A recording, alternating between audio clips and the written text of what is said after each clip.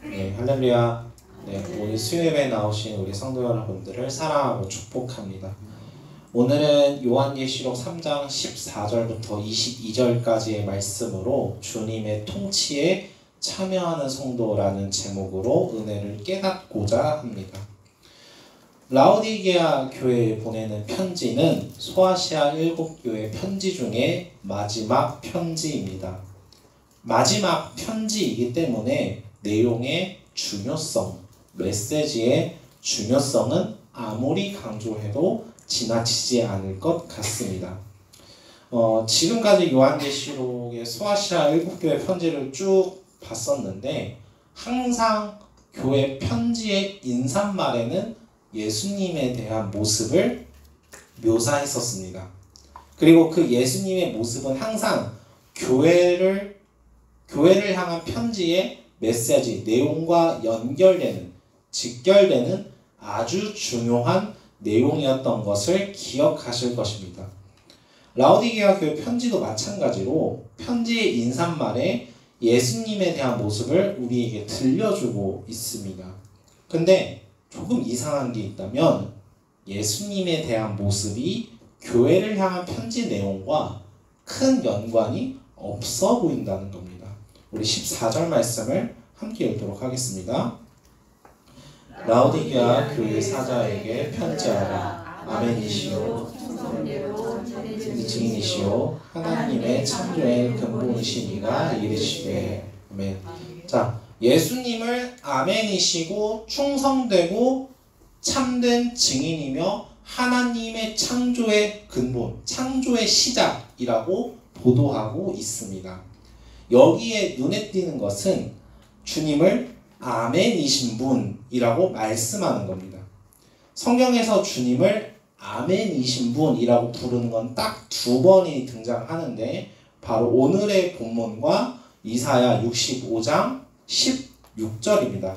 이사야 65장 16절을 보게 되면 진리의 하나님이라고 말씀하고 있는데 대한성서공회에서 제공하는 각주를 보게 되면 원문상으로 아멘이라고 쓰여 있는 것을 확인하실 수 있습니다. 그래서 원문을 직역하면 아멘이신 하나님이라고 읽을 수 있습니다. 이 부분이 중요한 이유가 있는데요. 이사야 65장 16절의 다음 절인 17절을 보게 되면 아멘이신 하나님이 새 하늘과 새 땅을 창조하신다라고 선언을 하시기 때문입니다.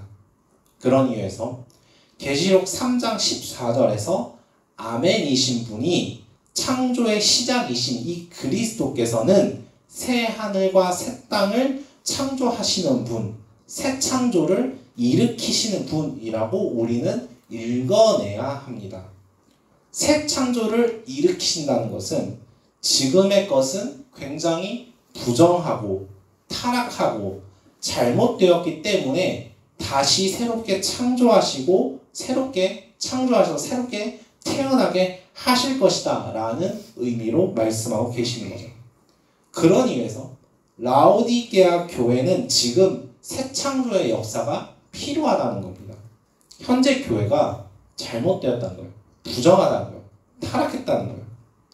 그렇다면 라오디게아 교회가 어떤 부분이 잘못되었기 때문에 주님이 새롭게 교회를 창조하시겠다라고 말씀을 하시는 걸까요?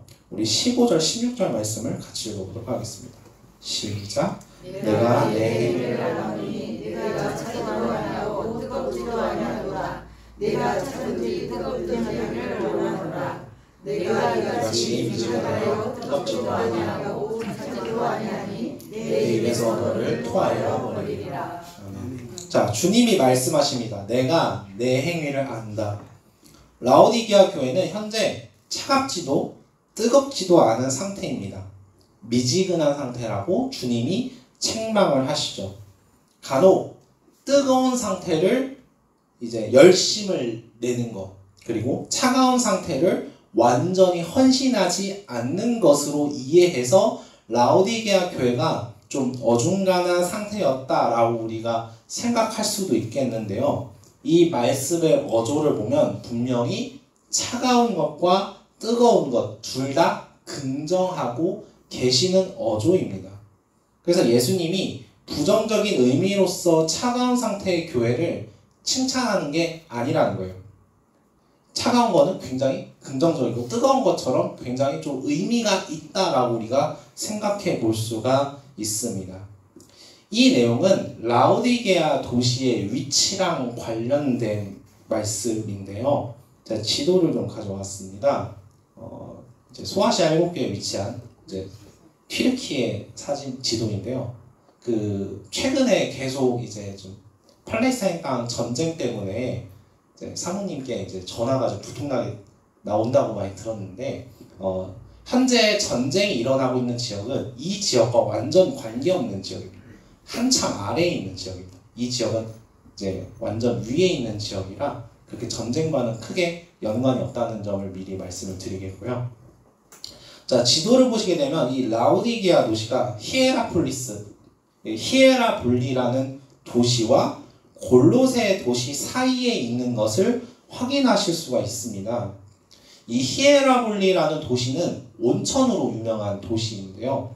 보통은 치유 목적으로 많은 사람들이 방문했던 도시로 알려져 있습니다. 그래서 뜨거운 물은 치유하는 목적으로 많이 사용했다는 거죠. 반대로 골로새 도시는 이 골로새 지역에 설산이 하나 있습니다. 이 설산에 녹은 눈들이 이제 차가운 물을 계속 골로새 도시에 공급을 하고 있죠. 근데 우리가 한창 더울 적에 특히 이 지역은 좀 더 덥잖아요. 건조하고. 그런 지역에서 시원한 물을 마시면, 차가운 물을 마시면 굉장히 생기가 돋고 활력이 살아나겠죠. 그런 차가운 물을 공급하던 게 골로새 도시입니다. 근데 이 두 도시 사이에 있는 라오디게아 도시는 물을 마땅히 공급할 수 있는 지하수나 이런 부분들이 없었습니다. 그래서 이 도시 사람들이 생각해낸 게 히에라볼리 지역에서 물을 끌어오고 골로새 도시에서도 물을 같이 끌어오는 겁니다. 그래서 물을 같이 끌고 왔는데 문제는 뜨거운 물과 차가운 물을 같이 끌고 오다 보니까 물이 미지근한 지역들이 있었다는 거예요. 근데 당시에는 오늘날처럼 정화시설이 잘 되어 있는 것도 아니었어서 물 냄새도 굉장히 역했습니다. 그래서 물도 미지근하고 냄새도 역하면 당연히 토할 만한 약간 좀 역겨운 냄새를 많이 풍기겠죠. 라오디게아 도시가 그 역한 물처럼 라오디게아 교회가 주님이 보시기에 역했다는 겁니다. 역겨운 물과 똑같다라는 거예요. 그래서 지금의 행위가 계속 반복되면 주님이 보기에 역겹기 때문에 토하겠다라고 주님은 강하게 경고를 하십니다. 그러면 우리는 물을 수 있습니다. 아니 도대체 라오디게아 교회는 무슨 행위를 했기 때문에 주님이 보시기에 역겹다고, 역하다고, 토하여버리겠다고, 미지근하고 이렇게 책망하시는 걸까? 라고 우리가 물어볼 수 있겠죠. 주님은 그 이유를 17절에서 말씀하고 계시는데요. 17절 말씀 함께 읽겠습니다. 네가 말하기를 나는 부자라 부족한 것이 없다 하나 내 곤고한 것과 가련한 것과 가난한 것과 눈먼 것과 벌거벗은 것을 알지 못하는도다. 자, 교회가 스스로 이렇게 이야기를 하고 다닌다고 합니다. 우리는 부자, 경제적으로 부유해서 부족한 것이 없어. 라오디게아 교회는 자신들의 상황이 심각한 상태에 있다고, 문제가 있다고 생각하지 않았던 것 같아요. 오히려 잘하고 있다고, 교회 사명을 잘 이루어가고 있다고 생각했던 것 같습니다. 실제로 라오디게아 교회는 자신들의 믿음이 견고하고 훌륭해서 경제적으로 하나님께 축복받았다고 생각했던 것 같아요. 예수님의 이 말씀은요, 호세아서의 말씀을 인용해서 말씀하신 건데요. 제가 받들어 읽겠습니다. 호세아서 12장 8절입니다. 에브라임이 말하기를 나는 실로 부자라 내가 재물을 얻었는데 내가 수고한 모든 것 중에서 죄라 할 만한 불의를 내게서 찾아낼 자가 없으리라. 자, 이 말씀은 북이스라엘이 멸망하기 전에 굉장히 부국강병했던 시기에 나온 말입니다. 여기서 에브라임은 북이스라엘을 의미하는 거죠. 북이스라엘은 우상숭배와 하나님 믿는 것을 같이 병행했던 혼합주의적인 믿음을 가졌던 나라였습니다. 근데 굉장히 경제적으로 부유했어요. 이방신들을 모시면서 다른 나라와 이런 경제 협약을 맺었기 때문에 경제적으로 굉장히 부유할 수밖에 없었어요. 그들은 이렇게 말합니다. 나는 부자다. 재물을 많이 얻었다. 하나님은 의인에게 재물을 허락하신다. 내가 부자이기 때문에 하나님은 나를 의인이라고 인정하신 거고 나는 죄를 짓는 사람이 아니다 라고 지금 말하고 있는 거죠. 분명 하나님은 의인에게 재물의 복을 내려주시는 분이십니다. 그런데 내가 재물이 많다고 해서 그것이 의인인 걸 증명하는 것은 아니죠. 그 착각, 그 오해가 라오디게아 교회에게 똑같이 있었기 때문에 주님께서 이 말씀을 인용해서 교회에게 책망하고 있다라는 것입니다. 그리고 우리는 이 호세아서의 말씀을 주님께서 인용하셨다라는 점 때문에 라오디게아 교회가 무슨 행위를 했는지 우리가 알 수 있습니다. 북이스라엘처럼 다른 종교를 하나님이랑 같이 믿었다는 거예요. 겸하여 믿었다는 거예요. 혼합주의로 같이 믿었다라는 것입니다. 그래서 다른 우상을 하나님 믿는 것처럼 다른 우상도 같이 믿었는데 이 우상은 성도님들도 다 아시다시피 로마 황제를 섬기는 일이었죠. 만약 우리가 지금까지 소아시아 7교회의 편지 내용을 기억하고 있다면 라오디게아 교회가 부자인 이유에 대해서 우리가 좀 깊이 생각해 볼 수가 있습니다.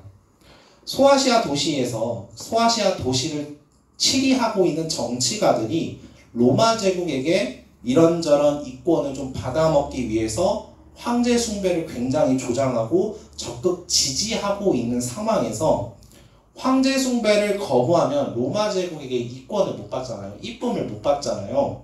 그래서 경제 활동을 아예 하지 못하도록 법으로 제정을 합니다. 그 내용이 계시록 13장 666표로 이제 등장을 하게 되는데 이 모습이 당시 소아시아 지역에는 굉장히 흔했단 말이에요.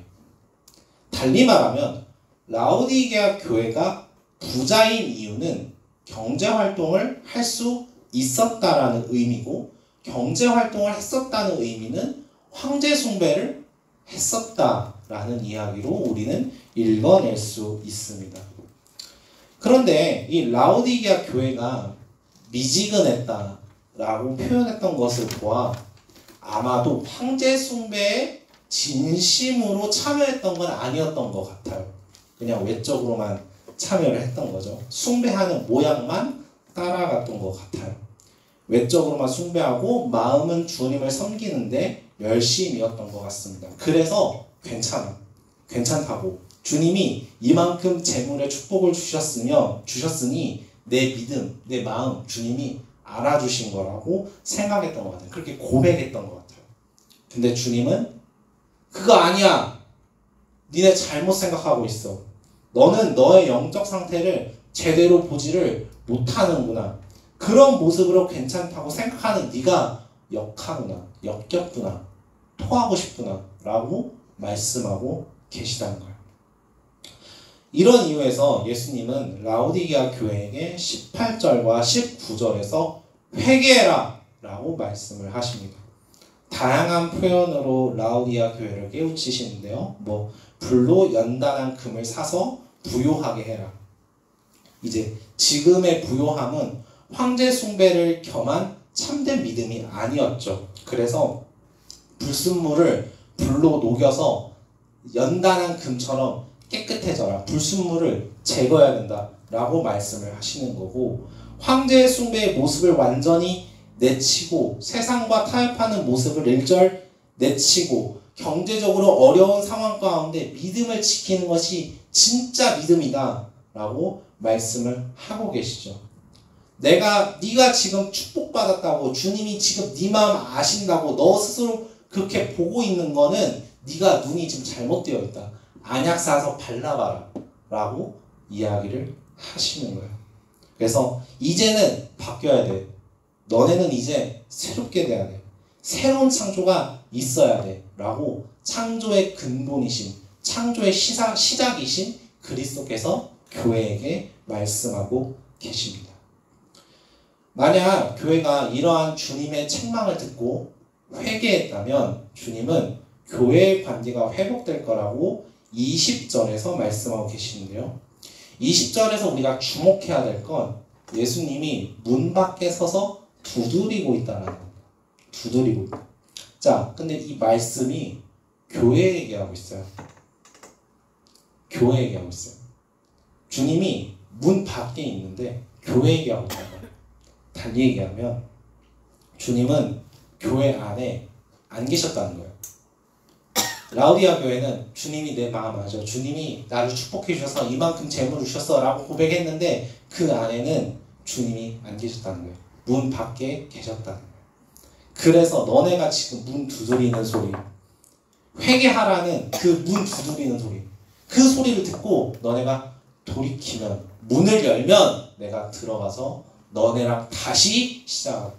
다시 새 창조의 역사를 일으키시겠다라고 주님이 말씀하고 계십니다. 예수님은 교회를 향한 편지 마지막 부분에 이기라라고 권면을 하시는데요. 우리 21절 말씀을 같이 읽겠습니다. 이기는 그에게는 내가 내 보좌에 함께 앉게 하여 주기를 내가 이기고 아버지 보좌와 함께 앉은 것 같이 하리라. 아멘. 자, 황제 숭배에서 세상이 당연하게 해야 한다고 소리치는 그 흐름 속에서 맞서 싸워서 이겨야 한다고 교회에게 명령하고 계세요. 그리고 이기는 자에게 그에 합당한 보상을 주시는데 주님의 보좌에 앉을 수 있는 하나님 아버지의 보좌에 함께 앉아 있는 것처럼 하시겠다고 말씀하고 계십니다. 근데 이 보좌에 앉는 게 무슨 의미일까요? 황제 숭배를 하지 않고 믿음을 지켜서 승리하는 자들의 모습이 도대체 어떤 모습일까요? 라오디게아 교회 편지의 이야기가 끝나면요, 요한계시록 4장이 시작이 되죠. 요한계시록 4장에서 본격적으로 우리가 흔히 알고 있는 이제 환상에 대한 이야기들이 쭉 시작이 됩니다. 첫 번째 환상이 하늘의 예배입니다. 하늘의 예배. 소아시아 7교회에게 이겨라 라고 권면하신 예수님의 말씀을 기억한다면 예배를 드리는 것이 이기는 것이고 로마 황제가 아닌 예수님을 예배하는 것, 하나님을 예배하는 것이 이기는 것임을 교회들은 아마 깨달았을 겁니다. 중요한 건 이 하나님께 예배를 드리는 자들의 모습이에요. 우리 계시록 4장 4절 말씀을 같이 읽겠습니다. 시작. 또 보좌에 둘러 24 보좌들이 있고 그 보좌들 위에 24 장로들이 흰옷을 입고 머리에 금관을 쓰고 앉았더라. 자, 하나님이 앉으시는 보좌가 있고 이 보좌 주위에 24개의 보좌들이 있습니다. 이 보좌에는 24명의 장로들이 앉는 보좌예요. 근데 그들이 흰옷을 입었다고 합니다. 만약에 이 부분에서 라오디아 교회 교인들이 자기들이 받은 편지의 말씀 18절과 21절 말씀을 생각한다면, 기억한다면 이 장로들, 24명의 장로들이 우리의 모습이 될 수 있다는 것을 깨닫게 되겠죠. 예수님이 이겨라 라고 권면하신 것을 당연하게 떠올렸을 거예요. 라오디게아 교회가 황제 숭배에서 떠나서 하나님만을 예배한다면, 예수 그리스도만을 예배한다면 그것이 이기는 것이고 승리하는 것이고 흰옷을 입고 보좌에 앉을 수 있다는 겁니다. 진짜 예배자로 바로 설 수 있다는 거예요. 자, 근데 요한이요, 이 예배자의 모습을 그저 하나님을 예배하는 사람으로만 말하지는 않습니다. 이제 계시록 5장을 또 보게 되면요, 4장과 5장이 연결되어 있는 말씀인데 이제 5장을 보게 되면 어린 양이 즉위하는 장면이 등장을 합니다. 이제 로마 황제가 즉위하는 모습을 패러디해서 어린 양이 진짜 세상을 치리하는 왕으로서 이렇게 즉위하신다라는 것을 지금 말하고 있는 장면인데요. 4장이 하나님을 예배하면서 하나님의 왕권을 인정하고 찬양하는 예배 장면이라면 5장은 어린 양이 이제 세상을 다스릴 왕으로서 환영하고 찬양하는 장면을 우리에게 보여주고 있습니다. 자, 어린 양이 이제 왕으로 즉위하면서 통치를 하실 거 아니에요. 근데 이 통치를 초대 왕이었던 이제 하나님으로부터 그 왕권을 받습니다. 그 왕권을 받는 장면이 두루마리를 받는다라고 이제 표현을 하고 있는데, 이 두루마리가 뭐냐면은 통치 어떻게 하는지 설명하는 내용이에요. 통치 안내서 같은 거라고 생각하시면 되겠는데, 예수님 이제 어린 양께서는 이 두루마리에 기록된 대로 이제 통치를 시작을 하시게 되죠.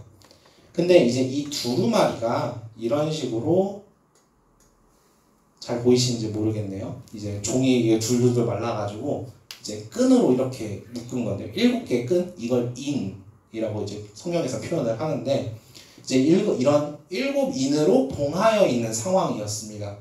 그래서 6장부터 이 인을 하나씩 떼고 두루마리를 이제 펼쳐서 그 두루마리 안에 기록된 대로 어린 양이 통치하시게 되는데, 그 통치가 심판입니다. 그래서 7인, 7나팔, 7대접으로 점점 하나님의 통치가 확장되고 심판이 점점 커지는 장면을 우리에게 보여주고 있죠.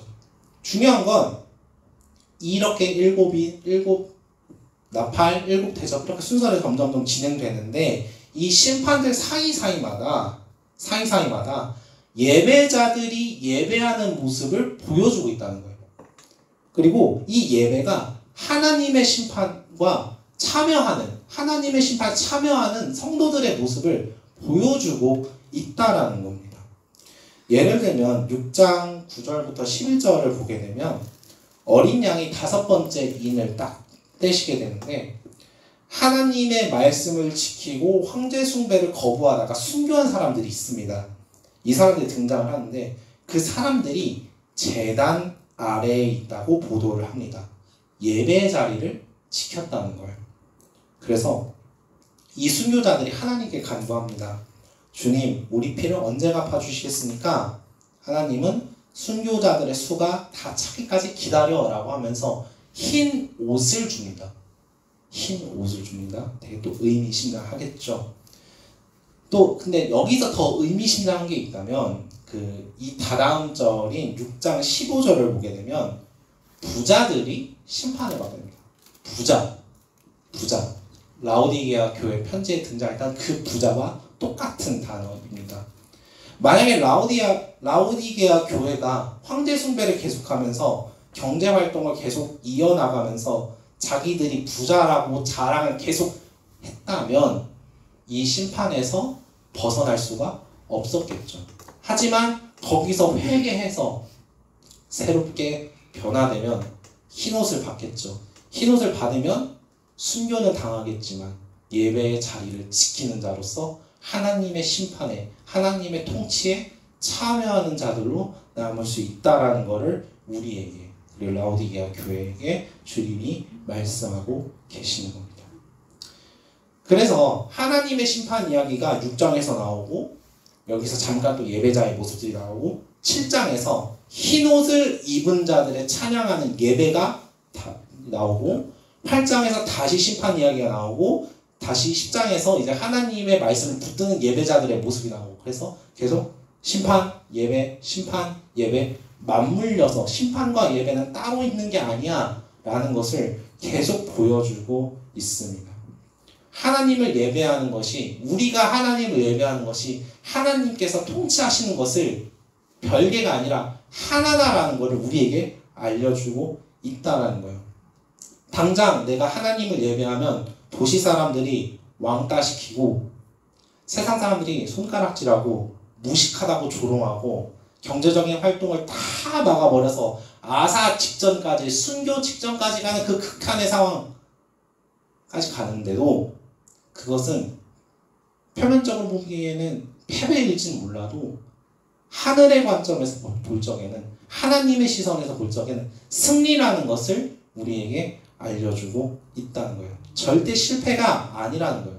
예배는 하나님의 통치에 참여하는 것이기 때문에 그것이 승리이고, 그것이 생명의 길이고, 그것은 사망의 길을 피하는 하나님의 구원 역사에 참여하는 길임을 우리에게 알려주고 있습니다. 예배는 하늘을 바라보는 일이고, 하늘의 도움을 바라보는 일이고, 하늘의 역사에 참여하는 일입니다. 그 예배를 붙잡아라 라고 주님은 우리에게 말씀하고 계십니다. 라오디게아 교회 교인들은 황제 숭배를 거부하고 예수님을 예배함으로 보좌에 앉을 수 있는 보상을 받게 되었을 것입니다. 이 예배는 하나님의 심판에 참여하는 길이었습니다. 겉으로 보기에는 실패하는 것처럼 보여도 이것이 승리의 길임을 주님은 우리에게 말씀하고 계십니다. 조금 전에 요한계시록의 구조, 하나님의 통치가 심판, 예배, 심판, 예배, 이게 반복되는 구조라고 말씀을 드렸었는데요. 근데 이 심판과 예배가 반복되는 게 끝나는 시점이 있습니다. 그 심판, 마지막 심판이 20장에서 등장을 하는데, 그 심판이 끝나고 바로 다음에 심판에 참여했던 예배자들에게 하나님이 이런 말씀을 하십니다. 우리 같이 한번 읽어볼게요. 계시록 21장 3절 4절입니다. 시작. 내가 들으니 보좌에서 큰 음성이 나서 이르되 보라, 하나님의 장막이 사람들과 함께 있으되 하나님이 그들과 함께 계시리니 그들은 하나님의 백성이 되고 하나님은 친히 그들과 함께 계셔서 모든 눈물을 그들에게서 닦아주시니 다시는 사망이 없고 애통하는 것이나 독하는 것이나 아픈 것이 다시 있지 아니하니 처음 것들이 다 지나갔습니다. 아멘. 처음 것들이 다 지나갔습니다. 이제 이 장소에선 이전 세상에서 겪었던 타협하지 않았을 때 받았던 무시, 비난, 공격, 박해, 고난 받지 않습니다. 이 장소가 바로 새 하늘과 새 땅입니다.